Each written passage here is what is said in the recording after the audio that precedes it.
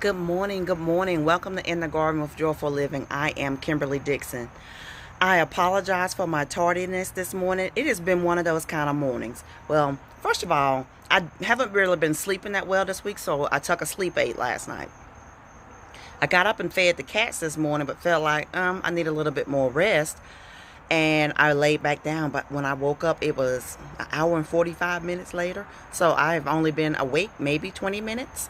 And then when I tried to do my first broadcast, after I started talking, there was an error from Facebook. So speaking of Facebook, they are always changing their lovely algorithm. And there was a point where one of my videos averaged 200 to 300 views over the course of a week. After a week, I wouldn't even look at it anymore, so I don't know what the total count was. But I would average 200 views, sometimes 300. And if it was a really good video, it might get 500. But recently, and as recent as last week, the video only had 32 views. So that means that they've changed something again and it wasn't in my favor.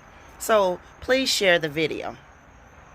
While we wait for a few people to join us. Oh, and the other thing is, wouldn't let me tag anyone this morning. So I don't know if anyone will actually get on. My faithful people will actually get on this morning or not, because they probably won't see it. But we're going to do it anyway. It's like be faithful over a few things. God will make you ruler over many. Saying you can't stop me. But anyway, while we wait for some people to join us, let me thank our sponsors of In the Garden with Joyful Living.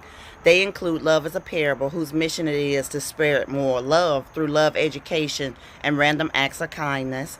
Blackology Coffee, which I'm enjoying now, in my lovely Plant Mom mug that was given to me by Lori Jones, the owner and CEO of Blackology Coffee.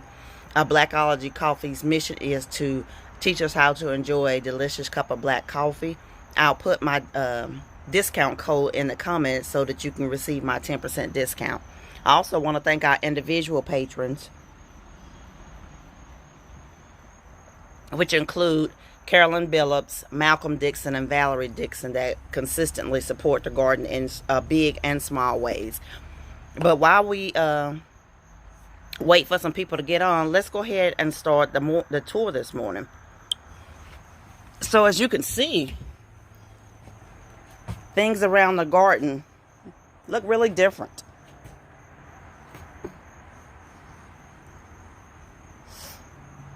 There used to be lots of things sitting here in the floor, but I entitled this morning's broadcast "Let It Go" for a reason, because it's this time of the season to let some things go. I can see some people watching, so if you chime in. Good morning. Hey, there you go. Hey, Jay. I was just telling them Facebook is acting crazy this morning and didn't want me to be great, but I'm glad you were able to find me. But I entitled this "Let It Go" this morning for a reason. It's this time of the season where we have to make a decision to let some things go. And as you can see, I've let quite a few things go because of the heavy rains and disease. And they'd already put out all that they were going to put out this season. Good morning, Tara. So it's that time of season where you have to let some of the things go, especially plants that are annuals. They've already given you all they got. They're not going to do anything else. So it's time to free up some space. And that's exactly what I've done here in the garden. It's freed up some space. But as you can see, the peppers, which are not annuals, they are biannuals, they'll last a couple of years, are doing fantastic. And you can tell when a jalapeno is ready because it'll start getting those little lines in it, as you can see at the base of that one there. So you've got lots of jalapenos on here that are ready. Banana peppers. This banana pepper, I bet you had 50 on it. But the storms this week broke it in 3 different places. So it doesn't have quite as many on there now. But the limbs that broke off, I took the ripe ones off and just threw the stem away. Here are the Fuji jalapenos. Can y'all see all of those little bitty little jalapenos all over that plant? It's got such beautiful foliage. I don't know if you can see them or not. But that one there, it's ready. And then that one in the back, it's ready as well.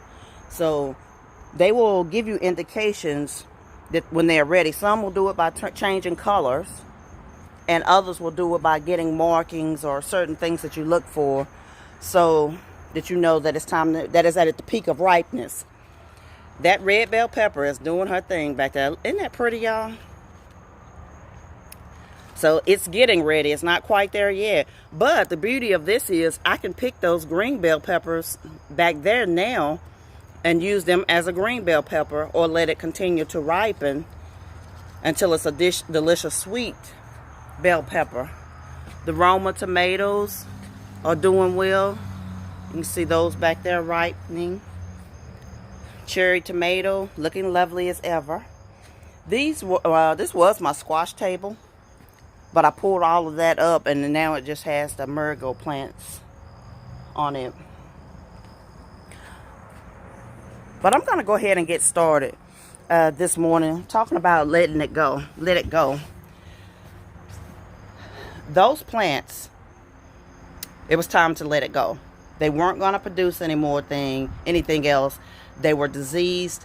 They were, the squash had vine borers, so it was just in really bad condition. And I had a decision to make. I could continue to try to treat something that was already beyond its point of usefulness, and use my time and my energy trying to resuscitate. Y'all, I told you I just woke up. I'm sorry.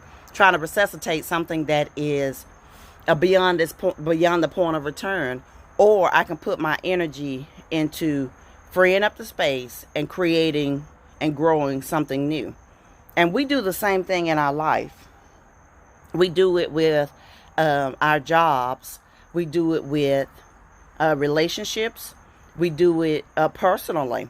And what I mean by that personally is we have so much clutter and stuff in our life that we don't have any free space for anything or anybody else. Prime example, we'll always say, oh, I was going to drink another sip of coffee, but not an insect got in it. But we'll have so many things in our life.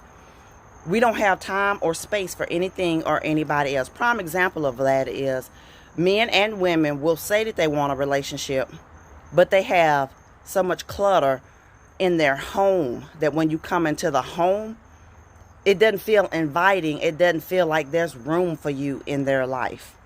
That's an example of too much clutter, too many things, too much stuff, physical stuff in your life. But then Tara said I have to pull up my pumpkin and gourd vines soon. They are done. Oh, I'm so sorry, Tara. It's like because they should have made it well into the fall, but this season has been like none other with the rain. We don't normally get rain like this, and whether plants are in pots or in the ground, it's harder to control disease when it's this wet. But we have so many things in our life that we can't make space for anything else. We do it with relationships. We can have so much clutter in our mind that we can't think clear, that we don't have space. We don't have the bandwidth. Tara said insects got them and the heat. That's so crazy. It would be so hot one day and then pouring rain for the next 4 days. But yep. But we don't have the mental space to handle anything else. And our mind is plagued with anxiety, depression, and pain and hurt and all of those things from the past that it is so difficult to move forward because of the clutter in our mind. But there comes a point when we have to make a decision that we're going to let some things go. Yes, I'm not talking about clinical depression now. I'm just talking about when we exhibit signs of anxiety, but there is no underlying disease. It's time to let some things go. Jay said, let's go. Yes, let's go. Clutter is a problem, sneaks up on you sometimes. It does, Tara, and let it go. Jay said, and let it go. It does sneak up on you because just using clutter in your house, for example, I came a point where at one point, all of my drawers were full of all of these clothes. Yet when I got ready to go somewhere, I was like, I don't have anything to wear. But then I realized I had t-shirts from 20 years ago. There's nothing wrong with having a t-shirt from 20 years ago if it's in good condition. But I had to make it. But I was wearing these raggedy t-shirts that have a hole at the bottom. It's got a stain over here. And I was like, you know what, Kim? One, you got a good job. Two, you can buy clothes. There's no reason for you to be walking around with t-shirts with holes in them and stains on them. One or two that you lounge in, fine. So I made a decision that I was going to let some stuff go. And by that, what I did was, I didn't go through this maddening day where I tried to throw everything away at once. When I wore it, good morning, Sabrina, if it had a stain on it, if it had a hole in it, instead of putting it in my clothes hamper, I put it in the trash. It's time to let it go. And we have to do the same thing with our mind. We have to let some stuff go, or you get to this point where you are suffocating under the weight of the things that you are carrying around that was never meant for you to carry. You carrying the weight of your parents' issues.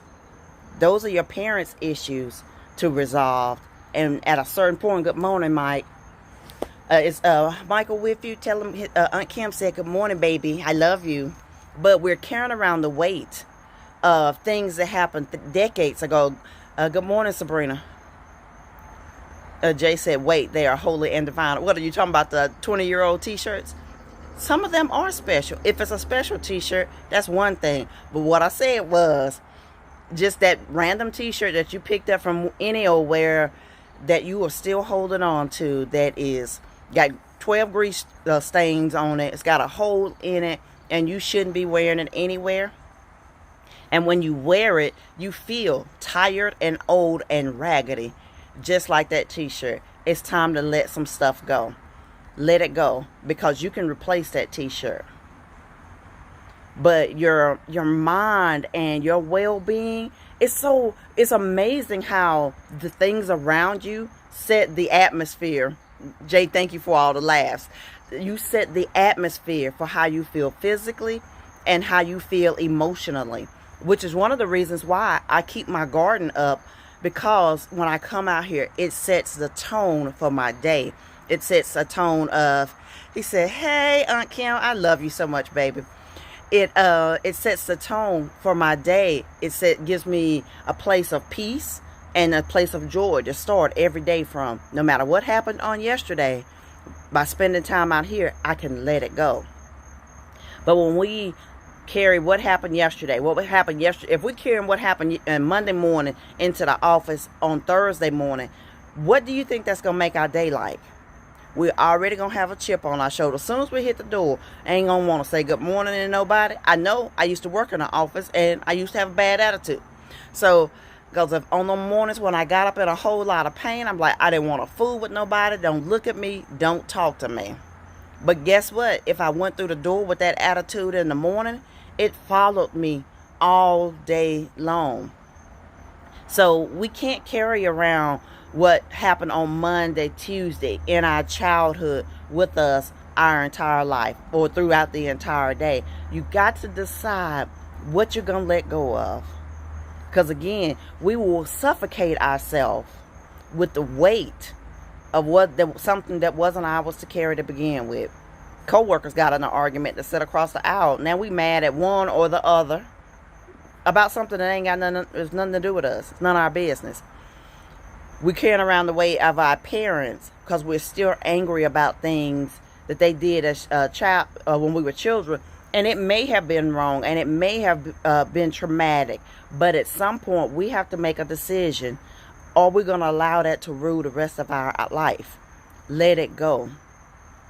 Even in Scripture, Jesus talks about letting it go. And we don't often see it like that, but he talks about it with forgiveness. He talks about it when he says, cast your anxieties on him. He said, how many times should you forgive a man? 70 times 7. What that is saying is there's some things in your life, just let it go. Because otherwise, you're walking around being out of shape, anxious, tired, burdened, weary, run down, and they are not even thinking about it. I want you to really grasp that. I wrote about that in my book a couple of years ago. It's like I made a decision not to be angry and bitter and mad because one or two things are happening when you do that. Either the other person doesn't know you're mad, or two, they don't care that you're mad.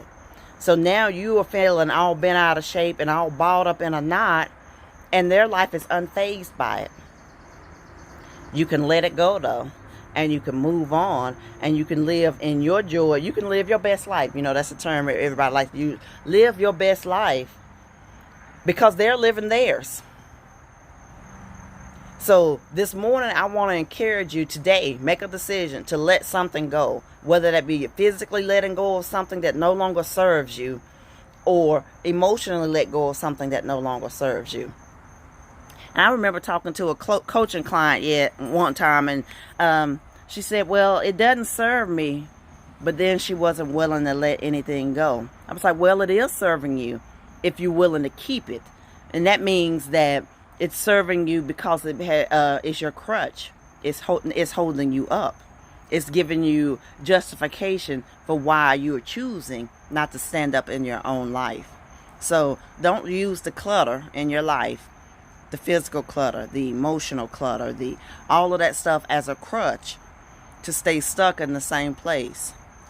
Take this opportunity to let go of some stuff, and then move forward in your life and enjoy your life and feel the peace that was God intended for you to feel. Good morning, Gwen.